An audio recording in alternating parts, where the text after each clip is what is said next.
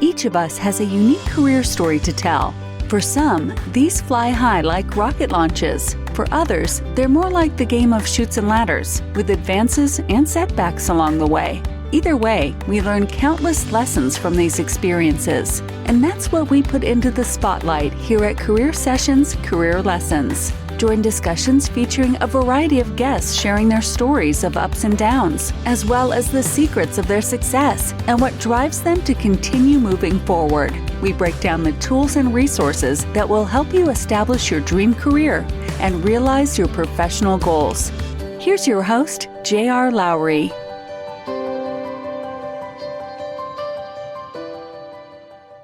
Hi, this is J.R. Lowry, and this is Career Sessions, Career Lessons, which is brought to you by Pathwise.io. Pathwise is dedicated to helping you live the career you deserve. Basic membership is free, so visit Pathwise.io online and join today. Today, we are delving into the world of artificial intelligence and big data. My guest is Clare Flynn Levy, who I met when we were both working in fintech in London about 6 or 7 years ago. Claire is the founder and chief executive officer of Essentia Analytics, a fintech firm that uses artificial intelligence and machine learning to help investment professionals identify their decision-making biases and adapt accordingly with the objective of improving their investment performance. Think about it as Moneyball for the financial services industry. Claire has spent the vast majority of her career in the investment management and related technology spaces, working for established firms and as an entrepreneur. She started her career as a portfolio manager for a division of Deutsche Asset Management, and then she founded her own hedge fund, Avocet Capital Management, while still in her 20s. Following several years there, she made the jump over to the technology side of the industry, joining a software provider called Line Data, where she ran a division that provided hedge fund software.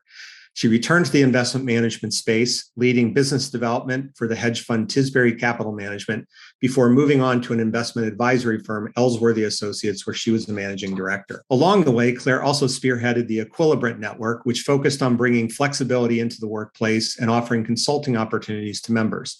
She's also been active in the Young Presidents Organization, and she has served as a non-executive director for several firms spanning health food executive search and enterprise social networking.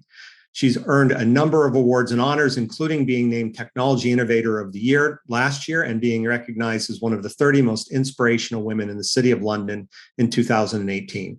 Claire earned her bachelor's degree in economics from Barnard College and spent time abroad during her undergraduate years studying at the London School of Economics. She lives in Connecticut with her husband and 2 preteen sons. Claire, welcome. It's great to have you on the show. Thanks for being here. Great to be here.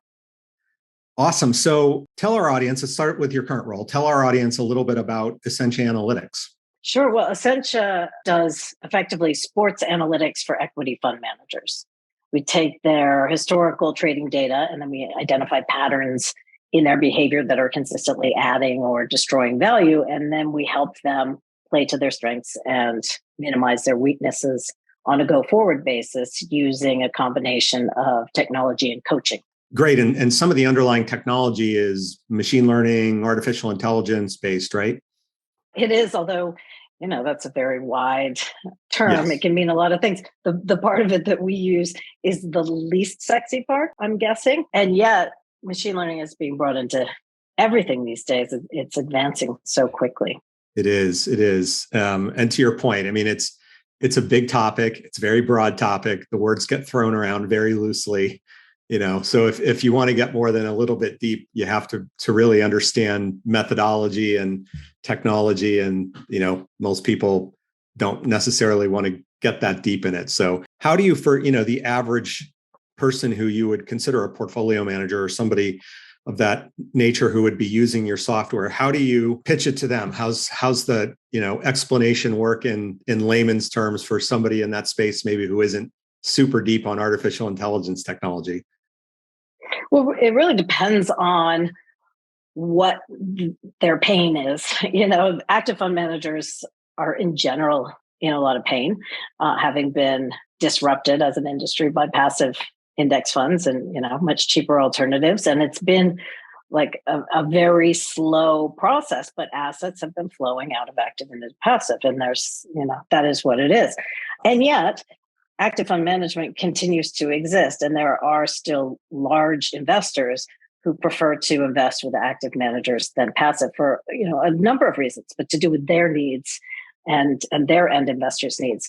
So that means that if you are an active fund manager, you've got this sort of like macro threat of outflows hanging over you the whole time. If your performance is excellent, then that's less threatening. If it's less than excellent, if you're not in the top quartile, that gets a little scary. So, in some cases, our clients are coming to us from that perspective. They want to improve their performance because they want to preserve their AUM. In some cases, though, they're coming to us having performed very well, and they are just the continuous improver type of person in their lives. They have used to be Fitbit. Now it's probably an Oura Ring or a Whoop. But, this is a triathlete. It's just somebody who is constantly trying to improve. And not surprisingly, that person tends to perform very well. But what they use us for is obviously, visibility into how to improve and the means to actually do it, but also to differentiate in the market. As investing, so many funds, it's all the same. The decks, they're all the same. And as a manager of something other than an ESG fund, maybe, which, have been attracting assets, if you're in a more standard type of strategy, you've got to find a way to differentiate yourself. And being able to tell stories of continuous improvement and show proof and actual quantified skill and quantified absence of skill and acknowledgement of that ends up playing very well with investors. Your comparison to the sports world, this is sort of like, sports world had Moneyball. This is like money, it's directly relevant. And it's interesting when you think about the fact that, professional athletes have really embraced all of this data and analytics that's pervaded the sports world. And, in the investment world, and I know you know this better than anybody else probably, it's not always an easy pitch, right? You've still got people who believe in, doing their stock picking in a very different fashion. Yeah, it's true. To be fair, in sports, it took a long time too. And you had, I'm sure you saw Moneyball, the of course, old codger in the stands who says, I judge them by the whites of their eyes or whatever. It's like these people continue to believe that their old way of doing things is the right way of doing it and don't necessarily notice that the world is changing around them quite dramatically. And that somebody who has actual data as a support for their decision making, it has a massive advantage, and the moral of the story is, of course, everybody then ends up converting all sports. It's not even just baseball. It's like literally every sport everything now has that, but it's taken decades. It's not been fast. And the fund management industry, we know, is extremely slow to change just in general. But yeah, it's taking decades. Yeah. And yet it is happening. There is a new generation of fund management talent that is sort of finally ascending to senior levels where they actually have some influence. And that's a big driver, but also the sort of balance of power has shifted, in the industry in favor of the investor in a way that it hasn't been in the past. And post-financial crisis, that was probably the big pivot point. But the investor has access to data too. If they have a separately managed account, they absolutely can do this analysis themselves on you if you're not willing to do it for them. So you may as well just do it and deal with the reality of what it has to say. It's not all bad. People kind of clench and think, oh God, I don't want to even know. It's not all bad. You're a professional fund manager. You got here for a reason. It's not that you were a total fraud. However, you're probably spending some of your energy on things that are not helping.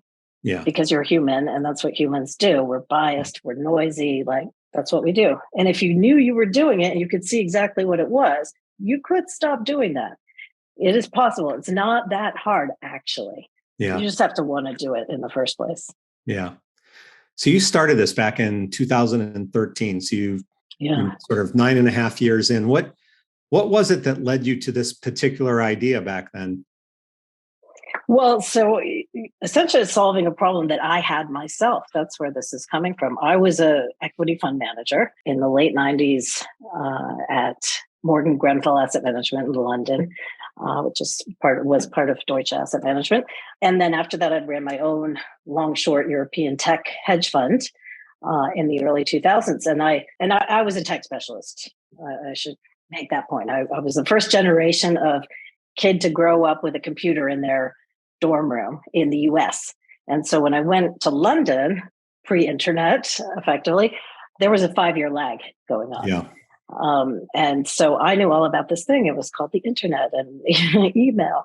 And I ended up being very much, in the right place at the right time, as far as my comparative advantage, let's say, in terms of my expertise. A bit like the crypto expert is now, or the blockchain kid that you sort of, oh, we got one of those. He knows all about it. We don't understand it, but he does. So that's good. That was me. And so I became a tech specialist as an investor and ended up picking lots of stocks that went up a lot. Everyone was very happy. I won all the awards. It was all good. And that's because my performance was good. And this is an industry that looks at recent performance and rewards that. Right. Was I skilled? Who knows? Probably on some level, I would like to think I was skilled. It wasn't just a coincidence, but without analyzing the data, you don't actually know is the truth of the matter. And when I launched my hedge fund, I launched in March of 2001, which was, I'm sure you remember those times as well as I do. It was .com bust. It was actually not that dissimilar to the market we're in right now, where you just had a big dislocation and what had been working for a really long time is like not working. And especially if you're a tech investor. And so I said, okay, that's fine. This will pass. I'll just keep at it. And I ended up running very hard to stay in one place for 4 years. I didn't lose lots of money, but I did not make lots of money either. I couldn't figure out what it is that I should be doing differently to get a better result. I was young to all of this, and I had a big birthday. I was turning 30, if you could believe it. And I was already like 4 years into this. I asked myself in the mirror, what are you doing? Your return on energy expended is negative and going lower. And if that was a stock, you would be a seller. And this is way more valuable than a stock. It's your life. Like, life is short. And another decade has now passed. Shouldn't you be doing something where you can see your way to success and you can prove that you have a competitive advantage? Yes. I mean, to me, there's just very black and white logic to it. And so I looked for it. I said, okay, somebody can analyze all my trades. I'm capturing them. Even back then, you were capturing all your trades, in a system. Somebody tell me what I'm good at and I'll do more of it, and tell me what I'm bad at and I'll do less of that. But nobody could do that because the industry at the time, the tech was very focused on just electronic trading. That was like the first port of call. It was, it was too early. And the processing power to do the maths that you have to do for this, the machine learning and all of that was not in place, obviously. So I couldn't do it. And in the end, I decided I got to cut bait. Like, this is not, it's not worth it. I'm not going to keep investing my life in this if I don't really see how to improve. So, long story short, I went into an existing software company that made software for hedge funds on the basis that the customer running the company should be a competitive advantage. I know more about what hedge fund managers want from software than somebody who has not been a hedge fund manager using software. And that did play out to be true. So that was a successful stint in my career. We sold that company. And then I went back to a hedge fund, actually, but on the business side. And I spent the financial crisis there. Interesting, lots of laughs, but it was a big learning experience. And by the end, when I left, I was pregnant with my first child, and I had some time to think about it and think about what did I like and not like about each of my last roles. And one thing I really liked about the hedge fund job was that I was effectively assuming the role of a coach. And I was doing a lot of data analysis because, it was all hands on deck to try and stop the investors from leaving and prove to them our skill is intact, don't leave. Now that probably wouldn't have worked anyway because everyone needed liquidity and it was a credit crunch. But I could see how hard it was to prove quantitatively the presence of skill. And I thought, that problem, it's still there. That problem is the exact same problem I had, whether that fund manager felt that he needed to prove it to himself in the way that I did is, probably not. But either way, his investors wanted that proof. So not only does the fund manager need to know this stuff, but the investors want to know. And that led me to start Essentia to solve this problem that affects every single fund manager out there, whether they realize it or not. Yeah. So what's that entrepreneurial journey been like for you over the last 9+ years? It's so crazy that it's been 9+ years. I talk about, these things take decades to be adopted. We're doing something not based solely on what's the quickest way to make a buck. If you were doing that, this would not be it. However, it started with an idea that made total sense, help people do more of what they're good at and less of what they're not good at. And if their job is to make investment decisions, and those investment decisions involve, millions and billions of dollars, then that's a valuable service to be providing. So, it makes sense to do that. So we raised money on day one. I had some money from the sale of the previous software company that I put into it. And then I had a handful of basically friends, not even family, friends who believed in this, believed in me, and they invested. And funnily enough, I was just on holiday with those same people in Corfu last week, which was amazing. I mean, these are people who have very much been the wind beneath my wings as I've built this company and have stayed with me and have continued to invest, in future rounds and, have been really amazing supporters. But it started with that. And then we really lived off angel money.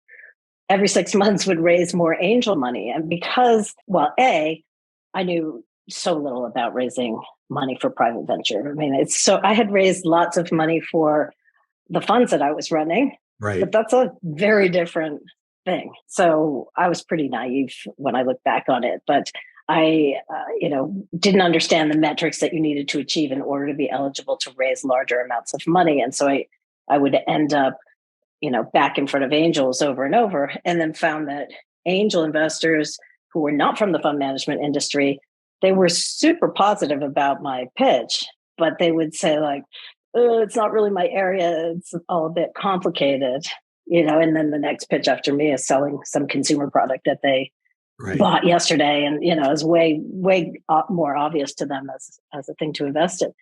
So, but that said, I gathered over the years a really great investor base of angels, including the former CEO of Man Group, Peter Clark, Charlie Ellis, Tom Kalaris, like names that are very well entrenched in the industry and who have been very wise and very helpful along the way. So that's been good. But by 2019, so 6 years in, or 5.5 years, I guess, we had got to the magical number of 100,000 pounds, I think it was, of monthly recurring revenue. Mm-hmm. That is what the Series A VC investors wanted to see in order for you to be eligible for investment. And, it took me that long to figure that out, but eventually I did. And we did a little accelerator program with PwC had an accelerator program for scale-ups. And that year we did that. At the end, they spend all this time helping you get your pitch to be, in order for this audience. And then you pitch. We ended up meeting a firm called Calculus Capital out of London at that event. And they then ended up investing in our company in a Series A, which made it possible for us to finally hire some more people. We were living very much hand to mouth. So that was great. We had a great 2019. And then in 2020, it was like Q1, all systems are go. We were killing it. And then COVID hit. Mm-hmm. And, it's not like we were a restaurant or a hair salon. So it wasn't devastating at all. But it meant that people were extremely distracted for 2 quarters, I would say. Yes. And by people, I mean our target market, fund managers, heads of equity, CIOs. Everybody was moving remote. They weren't necessarily set up for that. The market was so volatile, it was all crazy. And, nobody's interested in thinking about software that's going to help them make better investment decisions in the future in that moment. And that's part of what makes it tough. On my entrepreneurial journey, it would be an upward graph, but that's like a fairly volatile graph because there's never a good time for this. When you're a fund manager, the market is always demanding your immediate attention.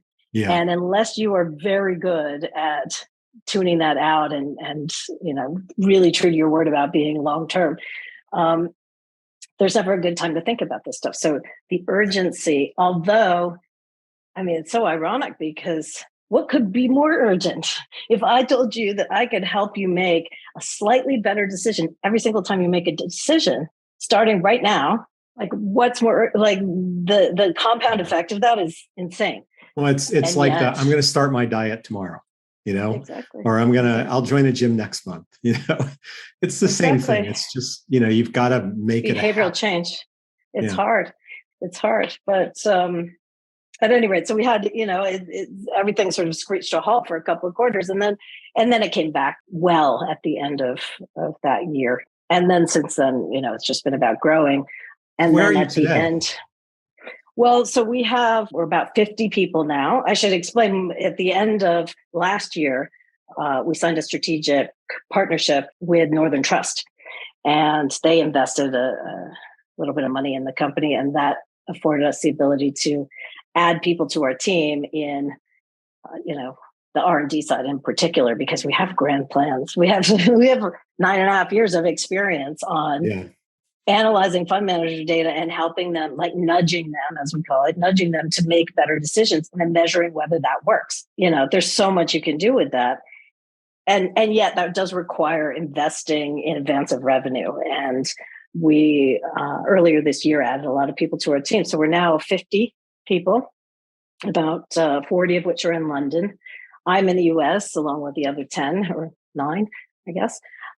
Our client base is 30 odd firms around the world, very large asset managers in a lot of cases, but also some hedge funds you'd never heard of before, probably 2/3 long only, 1/3 hedge, all equity though. And I think it's about 150 portfolio managers, something like that, that are live doing, working with us today, which is, it's taken a long time to get here. And yet that's not nothing. That's actually an installed base, and a handful of them that have really worked what we do into their marketing pitches and, really are using it as a way of differentiating in the market. And I think the more that goes on, the more investors will start asking about it. Where's your behavioral analytics? And the fund manager who doesn't know what that is going to be feeling pretty stupid. So, well, it could be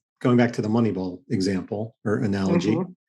As you said, it took probably 20 years for that to take off, maybe longer. If you go back to the sabermetrics, the origin of the Moneyball story. But, at this point, to your point, everybody uses it pretty much in every sport. And if you don't, you're not playing. you're missing out on something, right? Yeah. So, it has that. It has to hit that tipping point, and it's probably still out there in terms of when that tipping point will happen. And, ESG is another example in the fund management industry. It's been around forever, but it's now hitting that tipping point where there's just an incredible amount of focus on it. And, for the people who've been doing it for decades, they're like, it's about time. But it was really painful getting to this point, we have a client who falls into that category. They've been at this for at least 10 years. Yeah. And finally ESG is becoming a thing. But it's great to see that, eventually, and, all credit to the millennial generation actually for driving this, because actually caring about that stuff. Back in my day, people would laugh. We had SRI, remember? SRI is like socially responsible investment. We had Gordon Gekko. Yeah, exactly. I mean, what people really thought was Gordon Gekko, and the rest Yeah. was just lip service, and no one took that seriously. Yeah. And now it's like, wow, I mean, total change. But it's taken a generation of humans to Yeah. move through the pipeline and force the demand in that direction. Yeah. And I think it's going to keep going that way for a while yet. I think you're right. I want to go back to your hedge fund days, because you were running a hedge fund starting in your late 20s as a woman, which is like really rare on a number of dimensions. What was that like? It's kind of funny, isn't it? In retrospect, I didn't know any other female hedge fund managers. I don't think there might have been some, but I don't even know.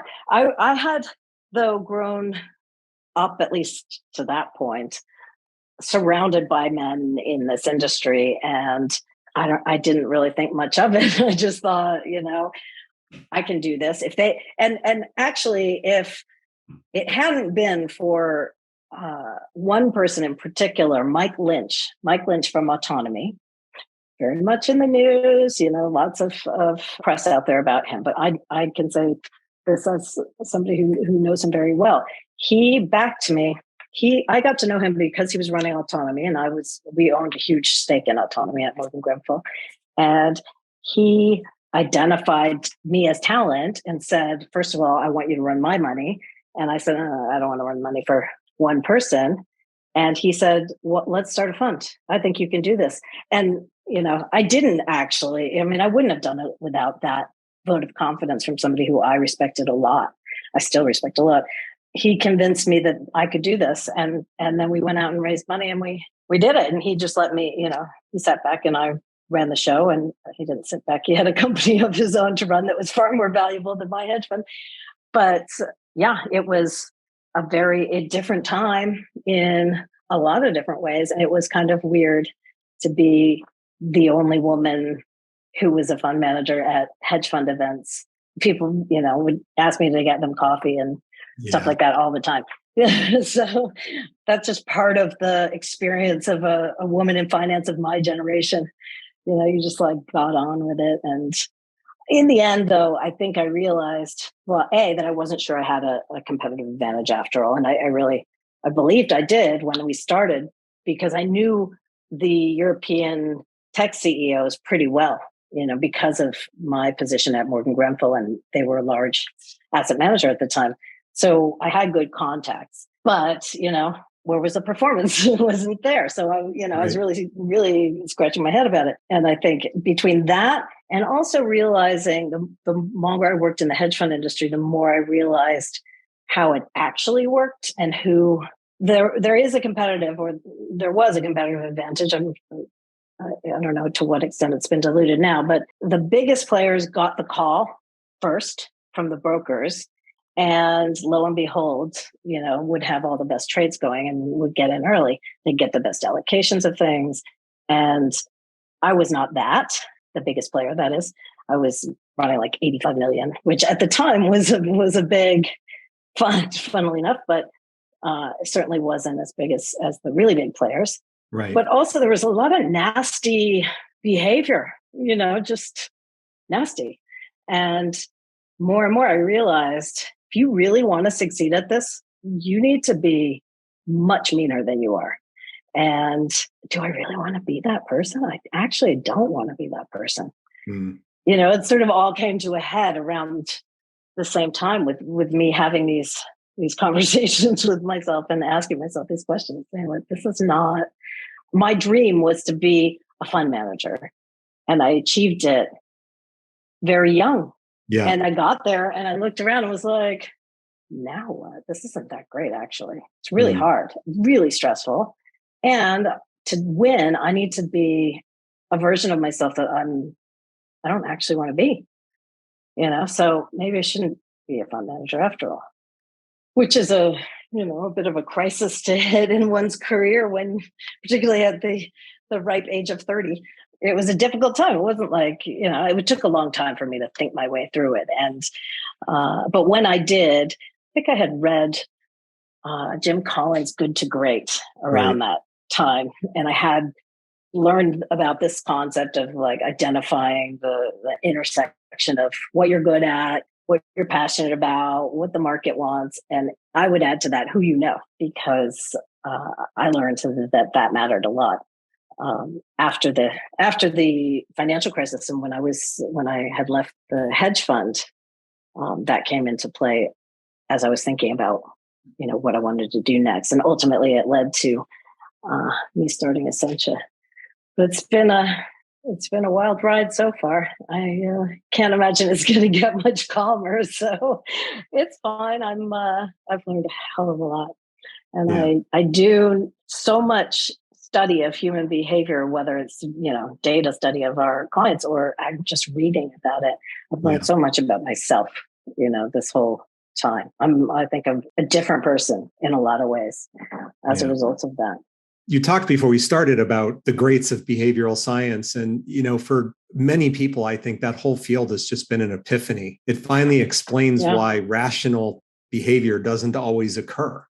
And it's probably like everything that becomes, part of pop versions of things, it's probably been overplayed in some spaces, but, there's just ample evidence through all of this research that's been going on over the years about what a powerful force it is. And so, applying it, to this space or frankly to any other, you can change behavior, you can really influence outcomes. And that's all of your reading sort of came together in this venture that you started back in 2013.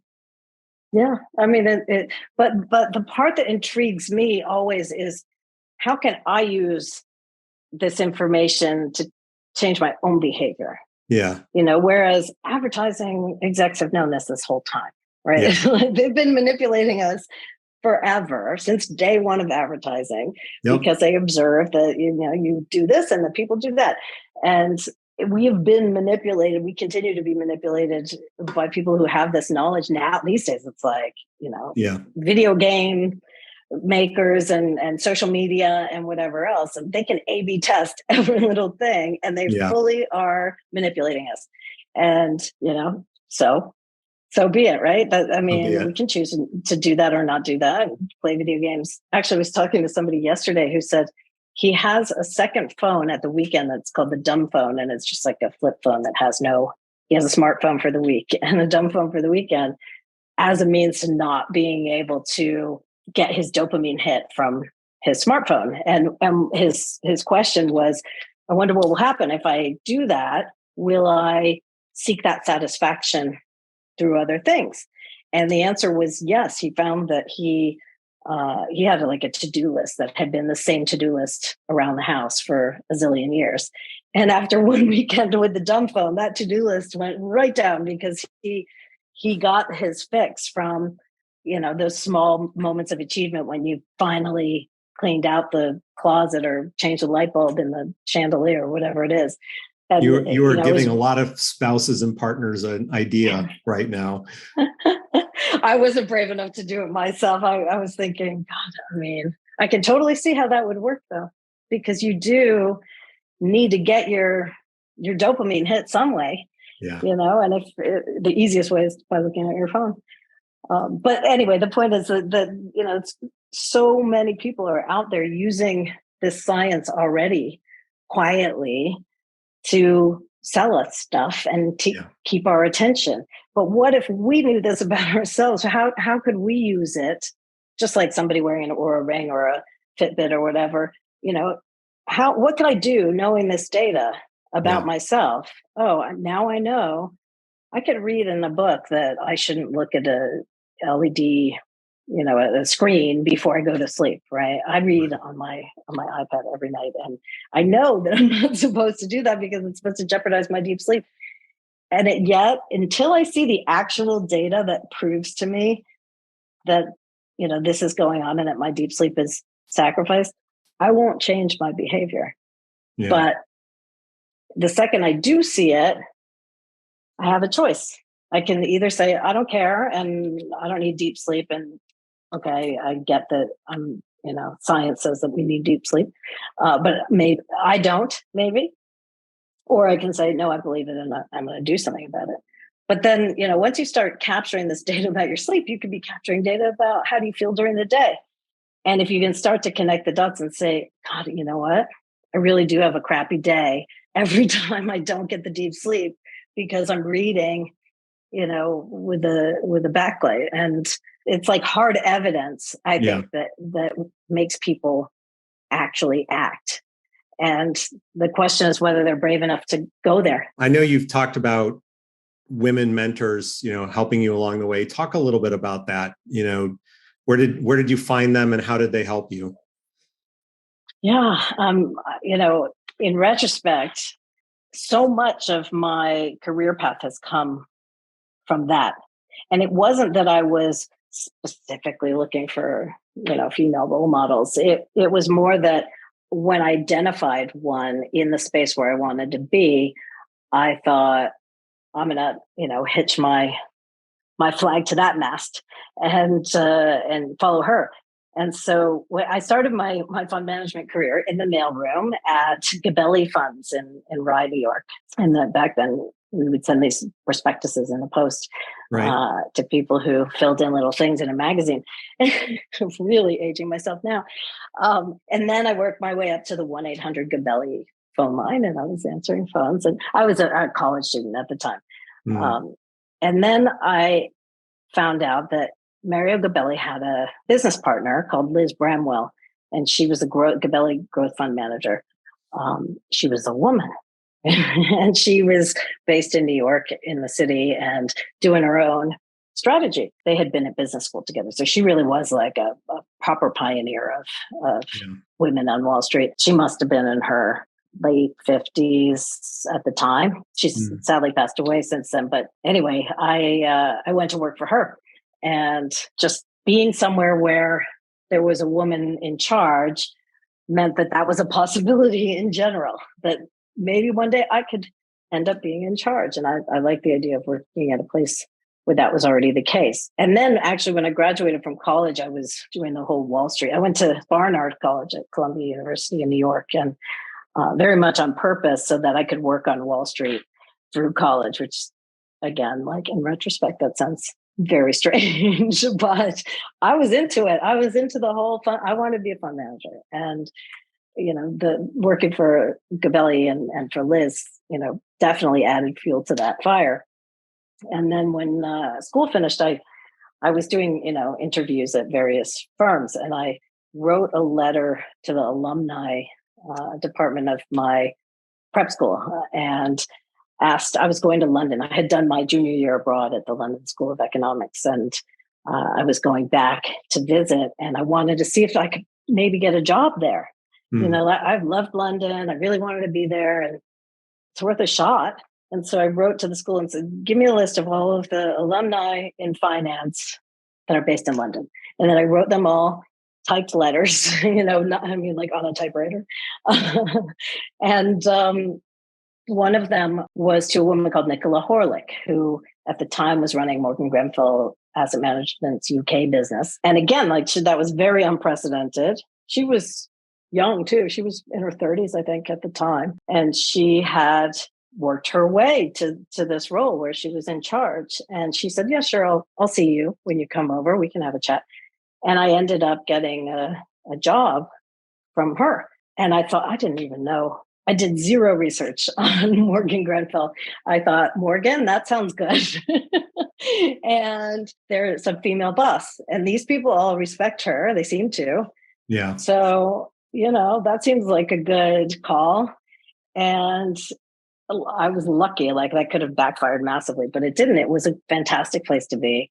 It was a great group of people. They did respect her. And to this day, I just had breakfast with one of my bosses at Morgan Grenfell for a long time was a guy called Adrian Frost, who still runs the Artemis Equity Income Fund.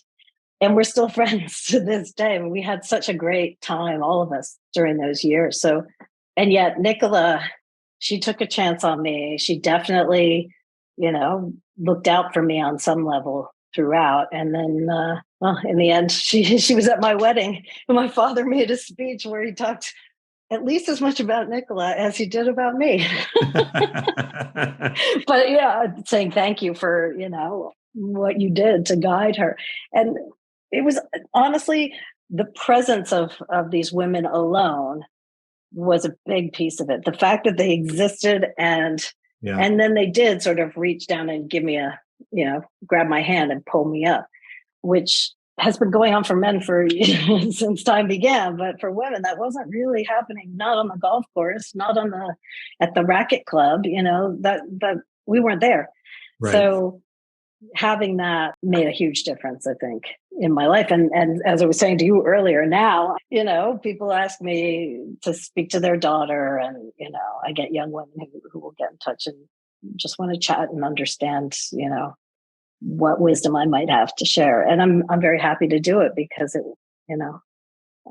was done for me. As long as women keep doing that for each other, it's going to work itself out. It will work itself out. Yeah. But there's a lot of work still to do. There is. Although I have to say, in asset management, you could argue, of course, this is happening when the proverbial is hitting the fan. And, there is science that shows that women get appointed CEO when, the company's in total disarray. When it's just like a mess is when they bring the woman in. But it is really great to see so many women now taking CIO, CEO, very senior leadership positions in these asset managers at a disproportionate rate, certainly compared with the past. And it is my generation of women that are doing that. So that makes me really happy to see. Yeah. So are you, at this point, do you feel like Essentia is kind of your home for the foreseeable future? Would you ever see yourself going back into the fund management space itself? Yeah, no. I do not see myself going back into the fund management space. Well, certainly not as a fund manager. On a business management basis, it's not impossible. I have so much, I know so much at this point, and I have a certain amount of expertise in it, that's quite unique, and a network of front office people that's insane, so that would be valuable to somebody in the fund management business. But actually what really excites me is the software side of it. And there are aspects of what we're doing at Essentia that are applicable well outside of investment management. And so that's where I'll probably, end up going one day. But we still have so much work to do at Essentia. And I want to live to see this become a must-have, an industry standard. I think it will, just like Moneyball. I think it will, but it's like, you got to still be there when it happens. So that's my quest. You've been at it for nine plus years, and it's your baby. So, it's only natural to want to see it sort of become fully entrenched in the industry. Yeah. And, don't get me wrong. I've had my ups and downs over the 9 years, but I remember reading a book called The Dip. My big takeaway from that was most people give up. And if you don't give up, you automatically have a competitive advantage. Now, you might be wasting your time on something that you shouldn't be doing, and you shouldn't give up. And in fact, Annie Duke is just writing a book about quitting and knowing when to fold them, as it were. And that's not easy, but you do need to know when to cut bait, and what questions to ask yourself to be able to make that decision. But if the answers to these questions are, no, my thesis still holds. It's just like an investor of capital, you're investing your energy. And I still believe my thesis holds. And all through the ups and downs of Essentia, I've known this is common sense. What we're doing is common sense. It's one day going to come true. You got to convince people to be brave and ask for criticism, which is that's a big ask. It is. People do not want that sort of scrutiny or that level of, it's like a magnifying mirror that shows all of your flaws. Like, oh, you don't want that. Yeah. So you really need to trust the person who's holding that mirror to not use it against you in any way. Right. So we work very hard at making sure people understand, like, we are definitely a force for good, and we are empathetic and trying to help because we know it's really hard. Yeah. But, and these are smart people who can, I believe, not the average one in this day and age, but a large number of them are capable of outperforming net of fees. But they got to mitigate these little things that they're doing that are leaking away that money, because you're talking about 75 basis points. It's not that much. No. But if you can help somebody, our average client has improved by 150 basis points a year since starting to work with us. 150 basis points is the difference between top quartile and everything else. So huge. If you can do that, it does make a difference. And not only to your own bonus and your peace of mind, but to the organization and to your end investor, who ultimately you are, working in service of. Yeah. Any final thoughts to share? We're going to run out of time. I want to make sure I give you one last chance to share any wisdom that you have for our group, our audience. Well, I'm definitely a case study in perseverance, no question about that. And I have to say, just thinking back over the victories that we've had, which I don't tend to celebrate enough. And that's something that, I'm always trying to work on myself and continuously improve. And that's one area that I want to improve at. But when I do stop and think about it, we've won lots of awards, lots of competitions and all of that. And every one of those is really exciting and gratifying.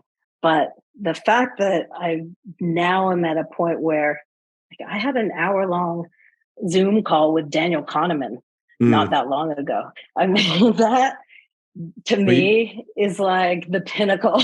You got two of your three big behavioral science Richard idols. Taylor, he's the last one to fall. But well, Meatloaf said 2 out of 3 ain't bad, right? That he did. R.I.P. Meatloaf.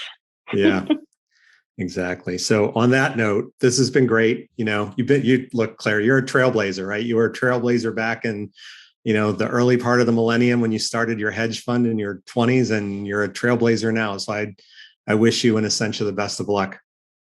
I really appreciate it. Thank you. Yeah. Thanks for doing the show, and have a good rest of your day. You too.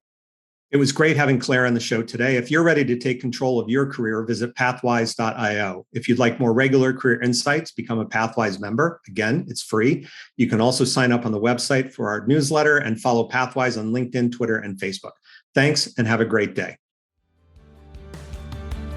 Thank you for listening to Career Sessions, Career Lessons. We hope the nuggets of wisdom shared today help guide your path to the successful career of your dreams. This podcast series is part of Pathwise.io, which is here to help you live the career you want. We provide a comprehensive mix of career and professional development events, insights, tools, and exercises backed by a group of leading coaches and other career management experts. If you aspire to something more or just something different in your career, join us at Pathwise.io. You can find us on LinkedIn, Facebook, and Twitter. See you again on the next episode.